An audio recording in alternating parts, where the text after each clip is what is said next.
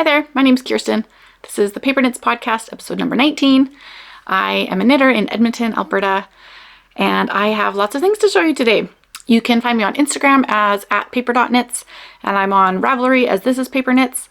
I'm pretty good at updating all of my pattern or all of my project pages and stuff on there. I like to keep track of all of that. And I post more like everyday stuff on my Instagram account. Also would love if you subscribe to my channel here. And I post quite sporadically, but you can also get notified when I happen to post a video if you subscribe and click the little bell. So yeah, I've got lots of things to share today. The last time I recorded was the end of September. Now it's the beginning of November, and I feel like I've gotten lots done since then. So definitely lots to show you today. And I'm gonna start off strong with what I'm wearing, which is a long time whip. I started this back in May. I finished it now in October. It was mostly done throughout the summer, but then I ran out of yarn. This is the Lumme Pullover by Sari Nordland, and I love it. I'm so happy with it. I was so excited to be able to wear it.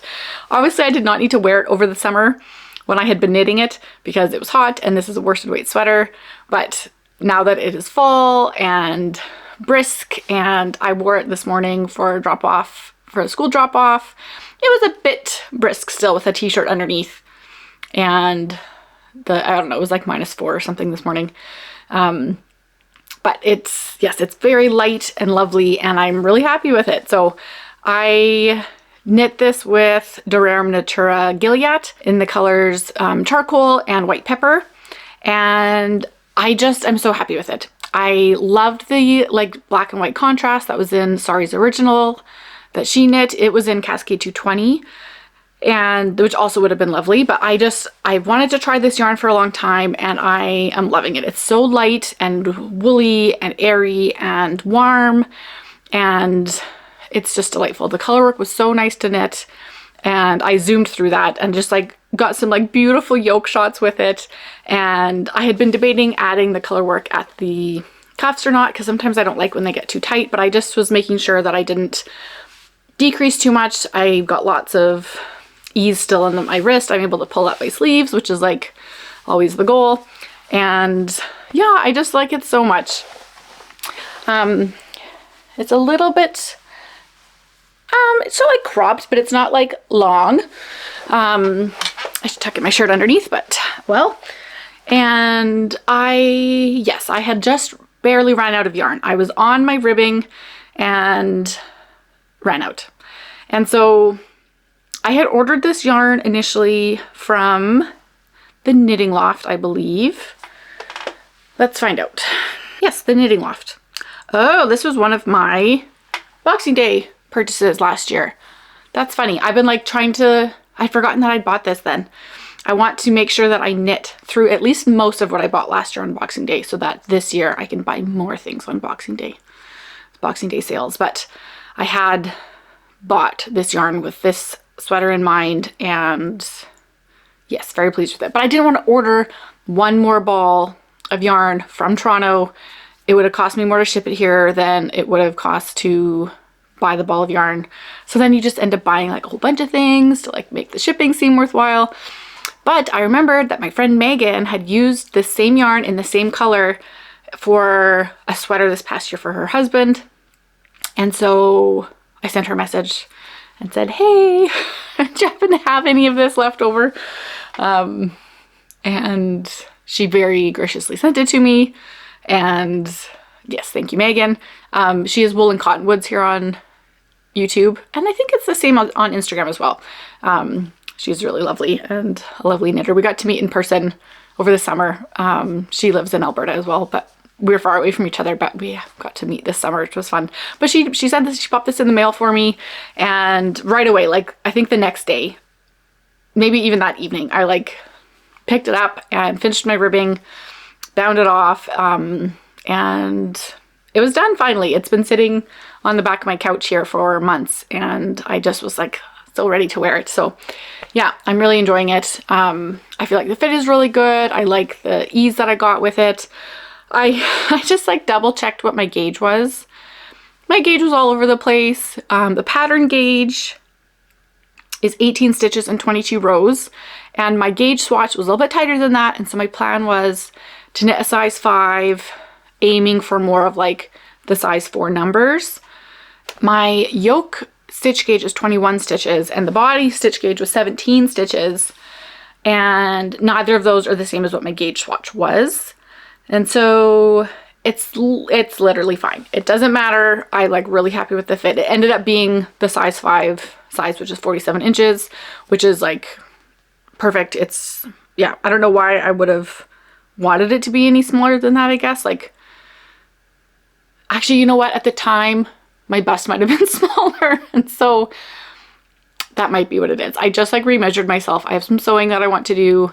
Figured, okay, I need to like have a much better idea of like my proper measurements. It'd been a while. So I'm a 44-inch bust. So 47 inches is like, that's great. And you can't, I don't think you can tell like the difference in the like fabric, besides it just being like denser because it's color work versus like this, which also happens to be a looser gauge. Like, it's fine. I think it all worked out fine. I really like the fit of it. It's like feels just a tad short, but also I wore it with a dress last week and loved it. And so I feel like it was the right length for that.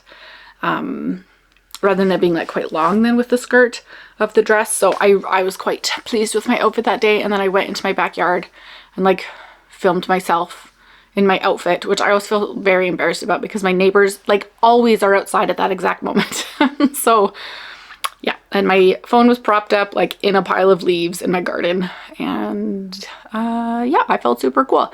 But I had to show off my outfit because I loved it. And then I came inside and changed back into my pajamas. But I had been wearing it all day, but then I went and changed into my pajamas. I made one small modification to it besides my variable gauge. The pattern has short rows right after you split for sleeves, and then again at the hem, at the bottom hem at the back. And I wasn't sure like exactly what the difference was between adding short rows before the sleeve split or after. I think I might have Googled it. I appreciate short rows for raising the back neck because when things start to creep up around my neck here, I get really panicky and I don't like it. And in my head at least, or maybe I did confirm this by Googling, having the short rows above the split for sleeves would be tipping the, like bringing up the back neck, versus if they were below the split for sleeves, it would be more lengthening the back hem. And along with then the short rows at the bottom of the hem to lengthen the hem again. And so I ended up putting short rows before I split for sleeves. I did the exact same instructions as what was in the pattern, just modifying like how far around I was knitting, I guess, because I still had the sleeve stitches to go. And normally I guess there would be short rows like right after the ribbing on the neck, but this just goes straight into the color work, which I always really like just because it's so like crisp and tidy. Double folded neckband, which is really squishy and lovely, and I think sits nicely without like elastic in it or anything. And so yeah, added the short rows after the color work before I split for sleeves, and then did add the short rows again at the hem, which I don't think you can really, like if I have it laid out flat, you can tell that like it's a little bit longer at the back, but it's not that noticeable when I wear it. And I do need to add a tag or something at the back of my neck because I can never figure out which way the sweater goes. And if I look closely, I can just see the jog in the colorwork pattern. But that's actually another thing I did change, is that there was one spot, there was actually more than one spot, but I only caught it later. And so I didn't go back and fix the other one. I altered the stitch location just a little bit to try and like decrease the jog. Notice the like to decrease how noticeable the jog was, and it worked super well. And there was a spot closer to the top that I had not done that, and then later I had knit a couple rows and I was like, wait a second, I could change where that white stitch is and it won't look quite so noticeable. And so I dropped down and like rearranged the stitches a little bit. Overall, it's like very discreet of like where the jog is on the color work, which also I like. I haven't been very good about putting my cost in my podcast, I've been just like forgetting about it. And then by the time I'm like sitting down to film, then I'm like, oh yeah, I was going to do that. But I did it this time. And so I calculated how much yarn I needed or how much yarn I used. Technically, I used like, I probably needed like, oh my gosh, like 10 or 15 more grams, which then I got from my friend. I technically didn't pay for that amount. I did not get that nitpicky about my price. But overall, it was $90 for this, for a very lovely French merino, lovely, is it merino? What is it made out of? Well, yeah, okay, so French white merino and Portuguese black merino. Washed in Belgium or Italy and then spun, twisted, and dyed in France. And it is beautiful yarn. I will definitely be using it again. I have an entire ball plus a little bit left over of the white, and so had way more than I needed, and then did not have quite enough for the black. And so that's kind of weird. Totally could have been due to my weird gauge issues. And maybe I was cutting it a bit close with the darker color anyways, I'm not sure. Anyways, yeah, it was 1,255 meters. And it feels very lightweight. It was interesting when I washed it. Well, for one thing, the water in my wash basin was very dark. There was a lot of dye that came out, so that was kind of a bummer. And I was kind of worried that it was going to like stain the lighter color, right? Because it's like black and white, and then all of a sudden there's all this like black dye in the water, and I did not have a color catcher. I don't think a color catcher would have sufficed there. Yeah, but I don't think it transferred. It was okay. But so what I do is I soak it. I actually block in hot water, like very hot water, which I feel comfortable doing, but is not recommended. But I really feel like it just like makes the yarn bloom so beautifully. So hot water, a little bit of wool wash, and I just like soak it. Don't touch it again until the water is cooled down all the way. And then I sometimes roll it in a towel. Sometimes I put it into like a laundry bag, like a garment bag or whatever, and then put it into the washing machine just on a spin cycle to get as much water out as I can. And so normally after that, it's like, especially with a big sweater, I take it out of the washing machine. Like it's still, you can just tell that it's like, it's heavy still. It's holding lots of water still. This it didn't feel dry. I could tell it was damp, but it felt dry in the sense that it was like still very light. And it was just interesting. I noticed it as soon as I took it out, and I didn't pin it out or anything. I just like kind of patted it into place and it was good to go. So yeah, besides the like a little bit of like uncertainty about the dye in the water, but I think it turned out okay. I keep looking over there because that's where my light color is. I'm gonna grab it and just compare. So yeah, I had like this entire ball left, and then this much still left as well. So I don't know if we can. It's tricky because there's also like black fuzzies on the white already. It might be a little bit. It looks a little bit more gray actually than out of the ball, and so I think it did transfer a little bit. I think it's fine. Like if I hadn't known, I don't think I'd be like, oh no, like something bad happened. But I do think it looks just like a little bit more gray. Anyways, heads up about that. I still love this yarn. I would absolutely do it all over again. But maybe like red and white would be, I'd be careful about that. Yeah, I think that's all about this sweater. I love it. I'm so happy with it. I'm gonna wear it lots this winter, and it's very comfortable next to skin. The yarn feels very soft and lovely. So yay, Lumme Pullover by Sara Nordland. Okay, I'm gonna show a couple random FOs now before I switch to a different sweater. This was another long-term whip. Let's find out when I cast these on. These I cast on in March of 2022. They are the Humlebi Socks by Fiber Tales, and in just the most perfect color. They have little bees on them and kind of this little, I think this is supposed to be a flower kind of thing. and they're so cute. And this yarn is from Rose Hill Yarns, and it was a special color, like a special set for the Yarn Divas, which is the shop in St. Albert, which is close to me. And I think I got it like at their opening, which also was like many years ago. And it was just, I wanted to support them on their, you know, grand opening kind of thing. And it was beautiful, beautiful yarn. And then I think later I was like, oh, these have to like turn into bumblebee socks. Like that's so cute. Or honeybee socks, I guess. And yeah, they're really sweet. So I had one finished, and they have been sitting in a project bag on my shelf ever since. But every once in a while I would like, oh, what's in this bag? And I'd open it up and be like, oh yeah. And I'd like try on the one sock. I'm like, oh, it fits super well. Like I should just go ahead and knit the other sock. And so it took me like 2 years and 6 months and like 3 days, because I knit the other one in like 3 days. Like it was super fast. I knit the heel while I was like chit-chatting with people, which is a miracle because I normally mess up all the time on heels.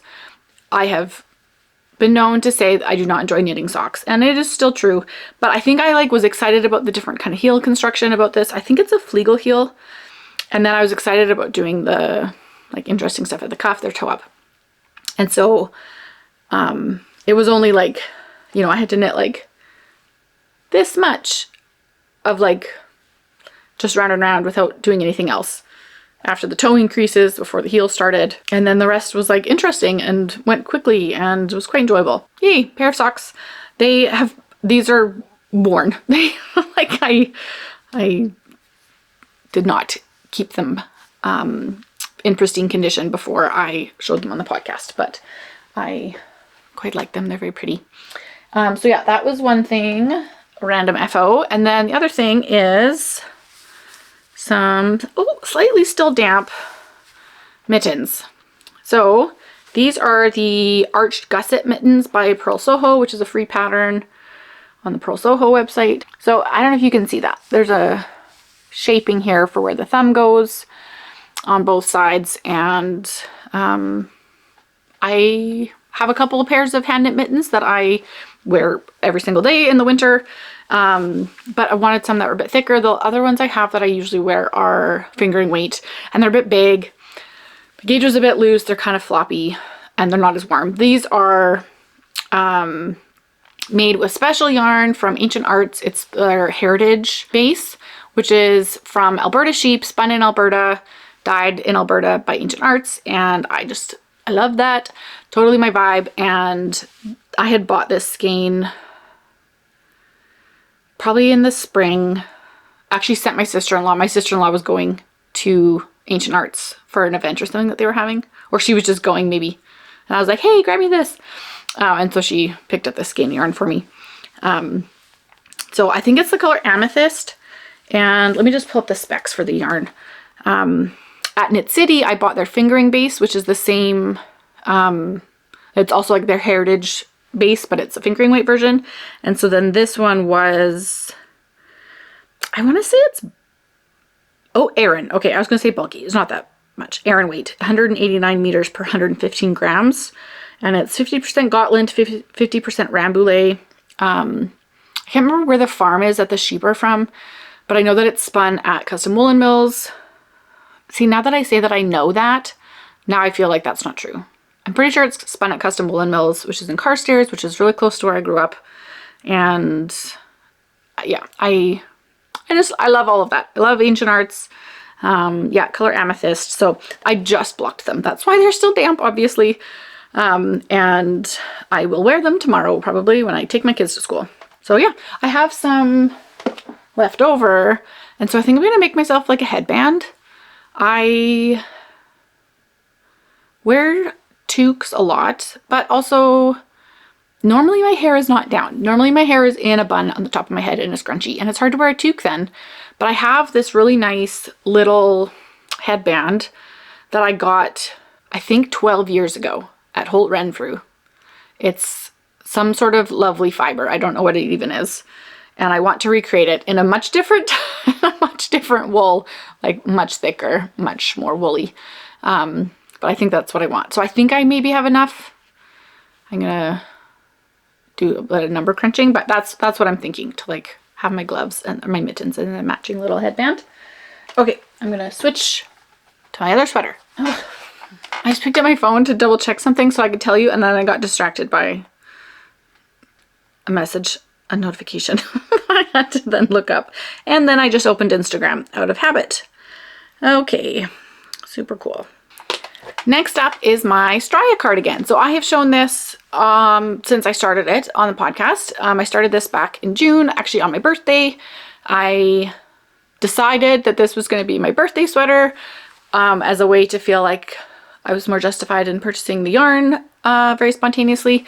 And yeah, it's a pattern by Andrea Mowry. I just double checked. That's what I was looking up. This pattern came out in 2021, which feels like old school now. And it wasn't necessarily one that's like, oh, I've always wanted to knit that. I just like, it matched with what I was buying. And so then I was like, yeah, that'll be great. Let's do that. It should be perfect. And it is. I really like it. And I love the yarn that I chose. So this is knit with Sonder Yarn Co. Their Sunday Morning 4-ply, which is the fingering weight. It's a blend of BFL and Massam. And yeah, I really enjoyed this. There's a couple of podcasters that I follow who, one of them, I think she did end up finishing it, and the other one has not. And they were like, oh, this Stria, like, oh, slog knit, like, oh, I just, you know, it's haunting me kind of thing. And so I was like, and I had already started it when I then like heard about these other people who were knitting it, and I was like, oh no, like, what's it gonna be? What's wrong with this sweater? But I really enjoyed knitting it, and so shall offer my different perspective about that. It is knit in half fisherman's rib, and so it's slow in terms of like it has a dense row gauge, like 50, I have 52 rows per 4 inches. Because of the half fisherman's rib, it's like knit one below, purl one, and then on the other row, it's all knits. But I find it really rhythmic. The knit one below is like a little bit fiddly because you have to be paying a little bit of attention to that. But I found it really rhythmic, and like having every other row be different, having the stripes, you know, anticipating the stripes coming up. I'd like, okay, I'll knit, I'll get to the next stripe, and then, oh, I can just like actually do a little bit more. And that was quite potato chippy, I guess, of like, oh, I'll just do a little bit more. And so I didn't notice like that it grew very slowly. It was really enjoyable like process for me. The yarn is super lovely to knit with, and so I think that really helped too. I'm really liking my colors. I have 5 contrast colors, which I have on my Ravelry. I don't remember all of their names. My main color is Whale Watching, and I knit this to pattern, except I also, again, I just double checked my gauge. My gauge is a little bit different than what my swatch was, and it's hard. This is hard to measure gauge with because the half fisherman's rib goes like this, and then you block it and then it relaxes. And so when I pinned out my swatch, I pinned it out to exactly what the gauge was. I think it's 24 stitches per 4 inches. And I pinned it out to exactly that. But then when I blocked it, I didn't then go ahead and do that. I just kind of stretched it till it looked kind of okay. And it ended up being, I stretched it a little bit more. So my final stitch gauge was 21 stitches. So I ended up with a little bit more ease than what I had maybe planned to, but I think it like suits the cardigan fine. Set up a little bit here. It's just like kind of like drapey and very soft. I have some, I think they're shell buttons that I found off Amazon. No, not opposed to Amazon. I buy things on Amazon all the time, but I very specifically went to Etsy to look for buttons and found a maker in Montreal, I think. I got the buttons from, and I think they're really nice. They're kind of like a little bit iridescent, and so I think it matched nicely with all my different colors. I knit the body. It's raglan, knit back and forth. I knit the body and then knit one of the sleeves, and then I blocked it. just to like see how like my, how much the length of the sleeve was going to change. I think I had not maybe finished the body yet either. I hadn't finished it. Like I put the sleeve on hold, and now that I've been wearing it a little bit, I'm like, oh, the sleeves could be just a touch longer. It's like, it's bracelet length, which is fine. That's a thing. But what my dilemma was, is because of my stripe sequence, some of them have higher contrast than others. So this dark blue obviously has more contrast than this next one, which hopefully you can even see. And I ended with a dark blue, and if I had knit another stripe sequence, my last stripe would have been this green, and I didn't like that it was going to be this lower contrast. And so I would have had to knit to the next stripe, and then I think they would have been too long. So I think it's fine. I'll just like pretend that I want them to be bracelet length. I'm finding like I'm pulling them down a little bit. So we'll see how that goes. We'll see how I feel about that. I had also considered, I think I'd mentioned this in my last one. I did. I was considering doing a double knit button band, and was then considering, after I had blocked it, I was like, oh, maybe I'll still go back and do that. Like, no, I don't need to do that. The fabric is very light and drapey. I was even worried, like having, I think I have 7 buttons, that the weight of the buttons was going to make it kind of sag. And I think having the heavier double knit button band would have kind of overwhelmed the sweater a little bit. The fabric feels, because of the half fisherman's rib, I think like it's just a little bit more, not fragile, but like it's not a sturdy fabric, right? It stretches a lot, and I wouldn't like if there was like this extra weight kind of like pulling it down. So I had actually considered buying some buttons from Mud Button, I believe is what they're called. I had seen them at Knit City. Wish I had bought some while I was there, just to have, like, to add to my stash. I didn't have something in mind. But then I was looking on their website, and I like found some that I think would have been super cute on this, but I think that too, because they're clay, it's like I think it would have been too heavy. So these just like really nice, like tiny shell buttons are just fine. The neckband is fine. I think I was annoyed because the 1x1 ribbing isn't super like precise and snug. It's just kind of like, ribbing gets, right? And so I wish that it was a little bit more tidy, but it's fine. I'm very happy with the sweater. Really like the fabric that it made. I was saying how I don't know what the difference is between brioche and half fisherman's rib, because it seems like the fabric that you get between the two is very similar, but like how you get there is different. And so I found an article on Interweave explaining brioche versus fisherman's rib versus half fisherman's rib. And they have like some little diagrams and some descriptions of different things. It has the history of the brioche stitch, which is kind of interesting. And I will link that below because I found it interesting. There is a slight difference in the fabric of like where, when you're doing brioche, you have this yarn over. When you're doing a fisherman's rib, you're doing the knit one below, which then creates kind of like a yarn over. But where that extra strand ends up is in a different place. And apparently the half fisherman's rib, or at least the full fisherman's rib, creates a sturdier fabric than brioche.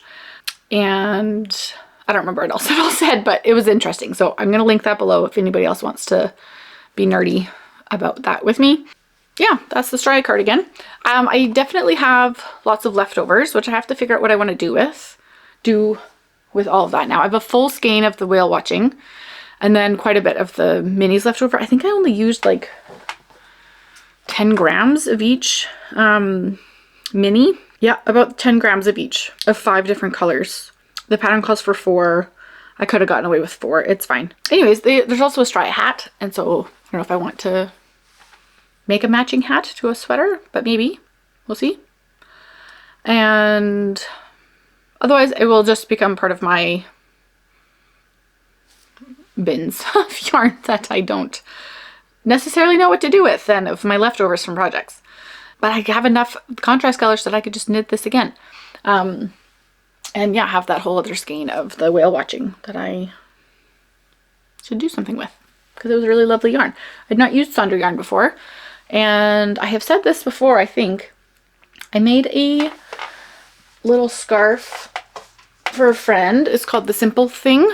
And when I ordered this yarn, actually, okay, so what it was, I was ordering the Sondra Yarn Luxe Sport, which is BFL Massam cashmere, because I wanted to make my friend this scarf. And then I was like, I'll just buy some impulse buy of sweaters quantity at the same time. Like, that's why I was like, just kidding, it's for my birthday.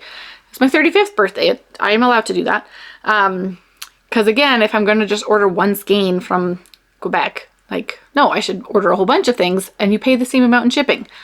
Shipping is really expensive in Canada. I don't know what it's like in the States to like ship from one side of the country to the other, but here it's like minimum $15, maybe closer to 20 or 25. I'm sure businesses lose money on shipping. Like, they just eat the cost of it because it's very expensive.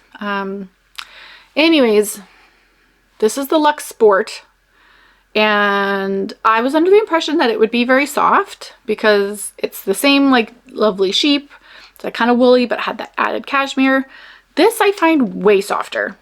So just like the regular 4-ply is way softer, and I don't know why. I knit the little scarf for my friend. I gave it to her saying, please tell me if this is too pokey for you, because I find it pokey. And I have a really high tolerance for wool. And I was giving it to like a non-knitting friend who wouldn't be like, I'll deal with the prickles because of this beautiful woolly yarn that I like know the backstory of. Like, yeah, and I was kind of joking with her. I was like, she did not ask me to knit her something. I was like, I'm knitting you this, whether you like it or not. And it's like, pick a color. I'm gonna make this for you. And then I gave her a scarf that was scratchy. And so she's like, I'm gonna test it out. And then I told her, like, please, you have to tell me if it's too scratchy. And so then she came back a couple weeks later and was like, yeah, I think it's a bit scratchy. So she gave it back to me. And this is what's left over. The little scarf is upstairs. I keep saying that I'm gonna show it on the podcast, and I still have never. I made it in the summer. Whatever. I wore it this morning for school drop off with my Lumme Pullover, and I had a nice gray toque and some gray mitts. But I could feel it, like it's a bit pokey. So I feel like I want to de-influence you from trying it, and just buy this instead. Like, they're different weight. And so obviously if you like need a sport weight versus fingering weight, or DK, which is the other one they have in this base. But like, this is made such a nice fabric. It's like squishy and soft, and I don't find it prickly at all. And then this, maybe just because it's like right against the neck, which is sensitive, but it's pokey. And so yeah, it's just kind of a bummer. And it was more expensive. I think it was $39 a skein. This one happened to be on sale, which is all again part of why I bought it. And I was like, oh, they had all these cute minis, and it was on their Ecru base. I can't remember now what their other base is called, but I think the colors are like slightly different than between like what the base color of the yarn was, and they were having a sale on it. So I ended up getting this for $27 a skein, which is I think a pretty good deal. And then so the sweater ended up costing me $97 altogether. And like of what I used, the yardage that I used, which was 1,422 meters. And okay, little sidetrack here. I knit the size 5, aiming for 46 inches, but I ended up with 50 inches because my gauge was bigger. And so definitely, yeah, a little bit more ease than the other one, but I think still it fits nicely. I think the like slightly more cropped with a bit of extra ease, like kind of helps balance it out. Anyways, I was gonna say, yeah, about 1,400 meters, $97. I think that was helpful for me to calculate, because in my head, like Sondra yarn is like a bit more of a luxury yarn that's like price per skein is a little bit higher than like other like smaller company yarns. Also different fibers, like this BFL Massam. It's become like, there's lots of other dyers who use it. There's a mill in the UK called Laxton's, which is where it's milled. And they have their own yarn line as well, which is the same blend of wool, but I think it might be a 3-ply instead of a 2-ply or something like that. the Fiber Nook here in Edmonton sells it, and so I've looked at it before. Margot just came to say hi. Can I put you on the screen? Here, there's Margot. Hey. She likes to come and sit on the couch with me while I knit down here, and it's so lovely. And she is so lovely. Oh, don't snag my sweater. She has the sharpest nails that have ever existed and does not like having them trimmed. We need to figure that out. I have a yarn end trying to poke out here. There was a lot of ends to weave in on this sweater. Oh my god. I didn't enjoy that. But, what was I saying? Oh yeah, the laxed ends at the Fiber Nook. I think it's a different ply structure. But the, in my head, it's like, oh, I can't use Sonder Yarn Co. because it's a bit more money than what my, like, typical allotted amount is that I would spend on a sweater yarn, like on a full sweaters quantity. But I got it on sale, so obviously that helped because it was $27 instead of $36 maybe a skein. $97 feels like an approachable amount for me to have spent on the sweater. And actually, with it being such a similar price to the Lumme, which was $90, like, I'm surprised, I guess. And so again, obviously the yarn was on sale. That is why it was that much money. I should have calculated what it would have been otherwise, but yeah, I find that information interesting. I have been keeping a spreadsheet of like all of my yarn in and out. And so every time I finish something, then I like update my spreadsheet and have the number of meters that I've knit and the grams in and out. And I have 5,800 meters to go this year if I'm going to break even, which I don't think is going to happen. But I enjoy, yeah, I just enjoy having additional data, I guess, about my knitting. So yeah, there's the Stria Cardigan. I would absolutely use this yarn again. And it's so funny. I have so many Andrea Mowry patterns. I talked about this before when I was talking about this sweater. Her style of pattern writing is not super approachable for my brain. I don't know why. They're perfectly fine. They're very nicely formatted, but there's just something about the layout of it and maybe like how she describes things that like I often have to rewrite them so that they can be in a way that I understand. And that's fine, but I just like keep buying more of her patterns, right? Like I have quite a few, I've knit quite a few, and she just had a sale a couple weeks ago as like, oh, we're moving, like here, take whatever, I don't remember what the sale was, 25% off or something. And I was like, oh, I don't need any more patterns. Like, well, I'll just buy a few more. So I bought like 3 or 4 more new patterns from her. I have so many of them saved on Ravelry, and then I'm accumulating quite a few, but I love her style. I wish that her pattern writing like clicked a little bit easier for my brain, but this was fine. And once I figured it out, I talked about this previous episodes. Once I figured it out, I was good to go. And then by the end of it, I could like absolutely read exactly what I was doing. I just remembered something though. The decreases on the sleeve was kind of weird. It looks like it's fine. Oh man, I have so many little ends picking out. See those? Gotta fix those. But yeah, so the decreases all down the sleeve here. It was like depending on if the first stitch was going to be a knit one below or a purl, like you do different, slightly different decrease. And I knit the full sleeve, the first sleeve, right? Blocked it, took a while before I like came back to the sweater, picked up for the second sleeve, started knitting. And I was like, I don't remember how to do a knit 2 together. And like my brain just like blanked. Does that ever happen to you when you're like, or if you're like writing a word and you're like, that can't be right. That must be the wrong word. Or something that's just like muscle memory. And then all of a sudden it's like, nope, it's gone. It's like, I couldn't do a knit 2 together. I was like, what's going on? Which stitch do I put my needle into? And I think that like, because one of those stitches was a knit one below, it was like throwing me off a little bit. And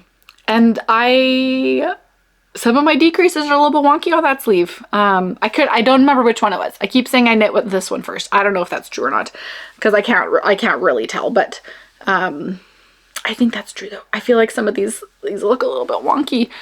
It's like, what the heck? It was so funny. I saw an Instagram reel the other day of somebody joking about how like every time they have to do the Italian bind on, Italian cast on or something, right? They have to stop and look it up. And I was going to comment, it's like, one time I forgot how to do a knit two together.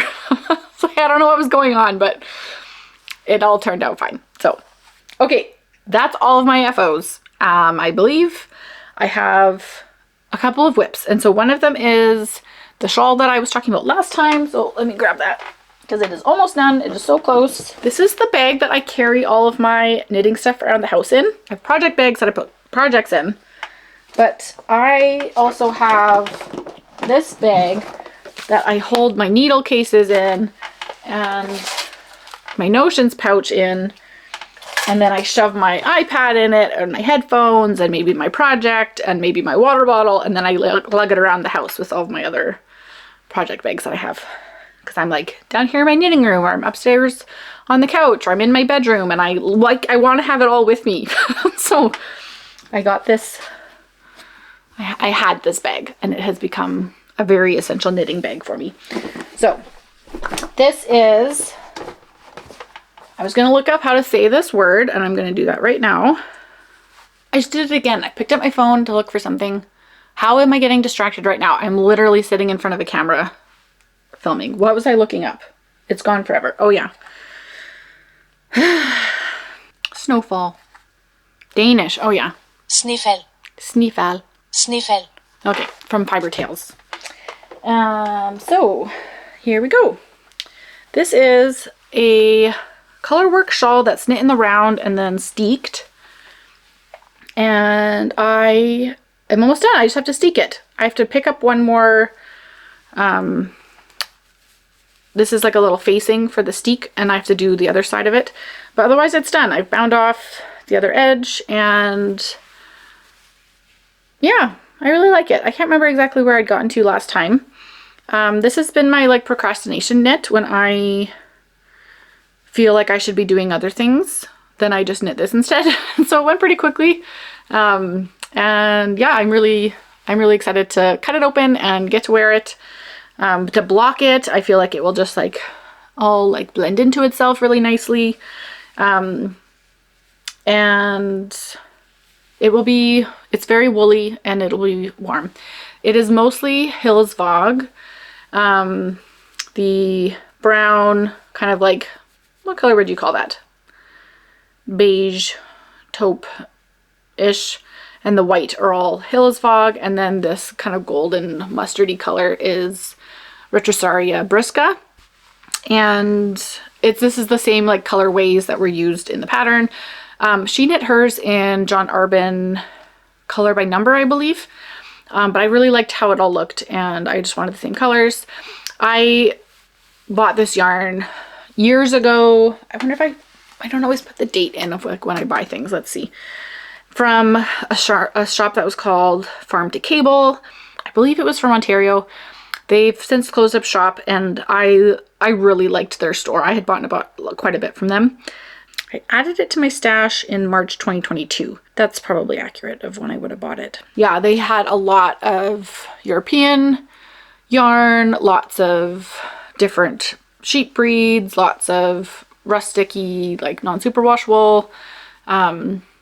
I've ordered quite a bit from them over the years. I was sad when they closed. There's other shops in Canada who sell similar wet coast wools. Comes to mind that they also sell quite a bit of that kind of style of wool. But anyways, it's quite toothy.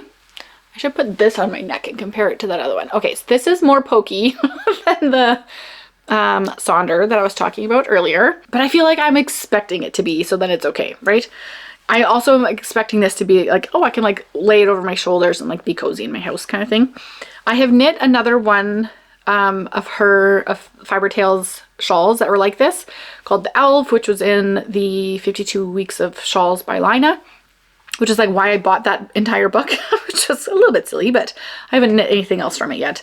But it was the same construction as this, where you like cast on in the round and then you knit the colorwork in the round until the end and then you steek it. And I didn't gauge swatch. I didn't really pay that much attention. It's like a little shawl. Didn't steek it very well. I'm trying to be more careful with how I steek this one so that I don't end up with, like, my steek edge was really tight. So I'm trying to make sure that doesn't happen this time. And then also this facing is different. It was an optional thing in the pattern. And so this will be where I cut the steek. So you can see kind of my like checkerboard pattern-ish. And so I'll pick up another row with this mustard color. And then I think I'm going to needle felt it to steek it. Oop, Margot's trying to eat the string.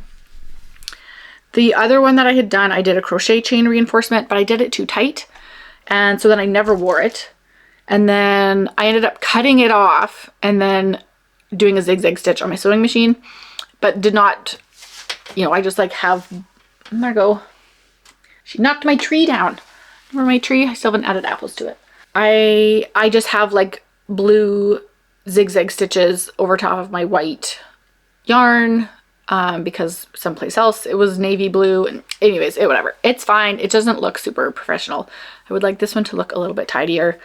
And so one of the options was to like cut the steek, have this facing, it'll fold back on itself inside right onto the wrong side, and then you tack it down to cover up the steek edge. And so, and she had done, like Lyrica had done hers in this contrast color, and I liked the look of that. And so we'll see how that goes. I can adjust that if I need to, but yeah, so yeah, I think this time I'm going to try needle felt it and just make sure that it's like stretched out before I do that.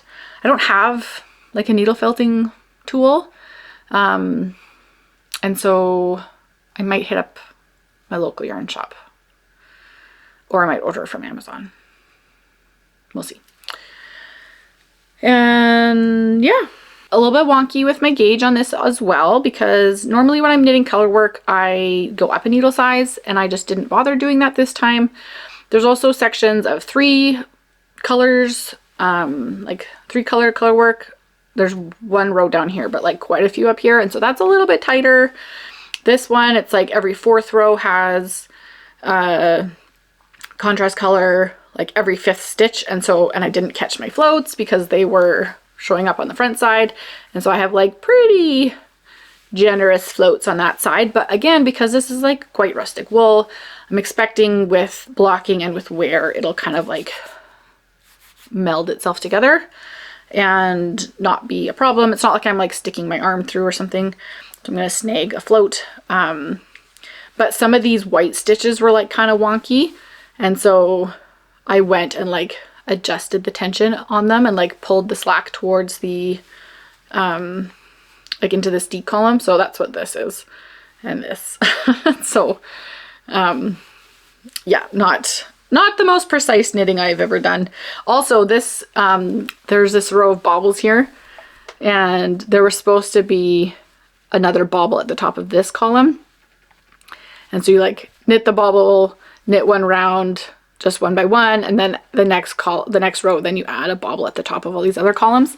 And I didn't feel like doing that, and so I didn't, and I think it's just fine. So yeah, it was a very enjoyable knit, actually. The construction is interesting, and because I had done it already once with the Alv, it made a bit more sense. It was still kind of, I'm like, I'm not 100% sure where this stitch marker is going to go. If I have to do this increase here, like which color was I supposed to be using? I don't know. It's not a simple pattern I didn't find it a simple pattern to understand exactly what was going on. The setup is a little bit finicky. I had to redo it once. I'm content to not knit another shawl in this same construction anytime soon, at least. I knit the Alv like a couple of years ago, and I've been planning to knit this for a long time, obviously, because I've had the yarn for ages, but I will be content now to have this one, and I don't need to. I don't know if Lyrica has any other shawls that are similar construction. She has a Humlebi shawl as well, which is like the same little bee motif as the socks. It's funny that I have 2 of her patterns to show off today. It's like I think those are the only, well, I guess I've made a sweater from her too. I think this is my 4th pattern from her. Anyways, yep, there's that. I think I'm gonna pick up the facing today and then decide what I want to do about the steek, and it should be done soon. So it'll be lovely to block, and there we go. Okay, brand new whip that I haven't shown yet. When did I cast this on? Here comes Margot. I'm not going to get distracted this time opening up my phone. I started this on October 11th, and it is the Emery Vest by Joji Locatelli. She had a sale on this pattern a couple of weeks ago, and I don't know why, I instantly like saw the vision for it. I hadn't seen this pattern before. She's had it out for a while. It's not like it was a new pattern release that then she was putting on sale. I just like had this, it just came to life in my mind of like what I wanted this vest to be. And so I cast on with a mystery yarn without swatching. And we're just gonna see how it is. I'm in pretty deep now. I'm not gonna be ripping it back at ever. So it will be what it will be. So yeah, this is a vest or a pullover. I wanted to do the vest. And yes, I'm knitting it with mystery yarn. I bought this at, I think it's called the Twisted Barn. It's just a yarn store close to Rocky Mountain House. And they had these little cakes. Well, it used to be bigger, but these cakes of yarn. And all it said on the tag was that it was from Heidi and that it was 100% local wool, bulky 2-strand, and it was $7. So I bought 2 of them.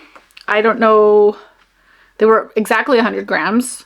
I don't know how much yardage would have been in them. I emailed the store. The lady who was working at the store that day didn't know about like any other info about it. And so I emailed the owner later and asked them about it. But she also was like, oh, you know what? I'm not 100% sure. She thinks it's from a local farmer who gets their wool processed at custom woolen mills, and that she used to sell at the Olds Fiber Week. Which is no longer a thing. And she said it was probably from a kit. It was like a leftover from a kit. And I was like, okay, that's not a ton more information. I don't know what kind of wool it is. I don't know who Heidi is, but it's really lovely. I'm really enjoying it. I have a collection of unspun yarn that I have been accumulating that I have not used. And I think that this felt like a low stakes way of trying it out on a very cabled sweater vest versus my other unspun, which feels maybe a little bit more precious. Like I will have spent $14 on this vest, which feels absurd. And so far the like working with the unspun has been fine. I definitely have like torn it a couple of times, but only because I'm not unraveling it. Like I'm not giving myself enough slack, and I'm starting to try and like yank it to get more. It's like that doesn't work. It just breaks. But if I unravel a little bit and then knit and knit and knit, it's fine. I did have one section where I broke it while I was knitting, but what happened? I broke one strand someplace awkward that I couldn't then just like unknit a little bit and like reattach the yarn, and it was kind of a weird spot. But I'm just trusting that blocking will smush it together. I do have a little stitch marker here because I split the strands at one point, and so there's only like one strand of the unspun right there. But also I think I might have to reknit my neckband because it's it's flaring out a little bit. Anyways, I feel like I'm getting ahead of myself. This is a very cabled vest. It has technically 5 different cable charts, but really only like 3. This diamond motif, just a simple like 2x2 cable, and then this kind of, I don't know, would that be like a horseshoe cable? Not quite, but, so technically these diamonds and these 2x2 crosses are different charts, but it's just that these are crossed the opposite direction and that these are crossed the opposite direction right at the bottom of the bottom of the diamond. And so it's not that, they're not really that much different. You start at the back, knit a bit on the back, knit the other back, attach them together, and then knit down for the back panel, to a certain length. There was a bit of shaping for the underarms, and then you pick up, oh, I said during my pickup, I think that I broke the yarn, something like that. You pick up along the shoulder seam then, and then knit the front panel back and forth, join at the center, off you go. And now I'm joined in the round, and then I'll now knit in the round as I go down. I did change the neckline. This has been a very like, let's see what will happen pattern. I'm not going to gauge swatch. I'm going to use random yarn. I'm going to guess what size I should make. I'm going to modify the neckline. I don't know why. I wanted to make sure that the neckline did not feel like it was choking me. And so I changed the neckline increase rate. I put the note in my Ravelry of like what I did. I just added, I think I maybe ended up adding 6 extra rows or something to make this a little bit deeper. And so once I had finished the front panel, I went back and picked up for the neckband because I wanted to see how it looked. But because my neckline size was different, I think I didn't pick up the right number of stitches. I think I picked up too many stitches, and so I think that's why it's flaring a little bit. Doing the 1x1 rib in the unspun was a little bit harder, and binding off was harder. And then trying to sew in an end was harder. So that is where I have come into like, oh yeah, this can be finicky to work. I was definitely not going to be trying to do a sewn Italian bind off on this. I just like bound off loosely. So maybe that is also why it's flaring a little bit. I'm not sure. I might rip that out. But I wanted to, this is my second like cake of it. And I wanted to see how much I use for the body before I make any decisions. Because I don't think I'll be able to salvage this yarn. So yeah.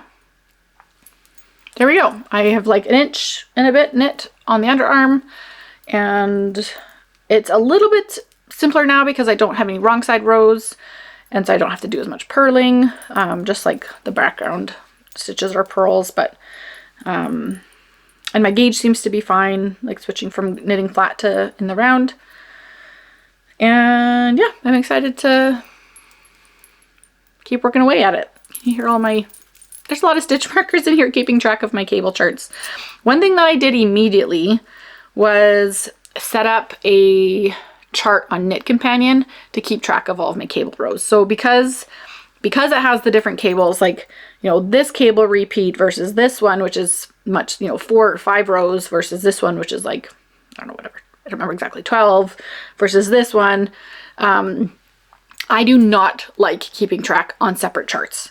If like, okay, I'm on row 3 of chart A, but I'm on row 6 of chart B, and then I'm on row 11 of chart C, like I don't like doing that. And so I put all of my charts into Knit Companion, and I also remade the charts first in Pattern Genius, which I wouldn't have needed to do. I could have used, like, Knit Companion will let you crop out the chart that you want and then duplicate it in Knit Companion itself. But the way that the charts were, the cable charts were just in a bit of a different style in the pattern than what my brain was expecting, probably because of that Rowan cardigan that I did that was 1 bazillion cables, and they had just the stitch, what's it called, like the notation or something of the stitches was different.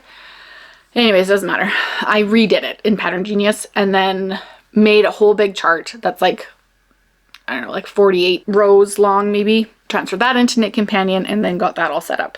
And so that has been working really well because now I have every row tells me exactly what to knit all the way across. And now that I've joined in the round, front and back are exactly the same, I just knit through that line twice, tap my row counter, go to the next one, without having to keep track of like exactly which row I'm on.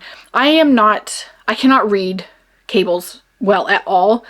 And so if I lost my place of which row I was on, like, it'd be tough to figure it out. I did actually make a mistake on the front section.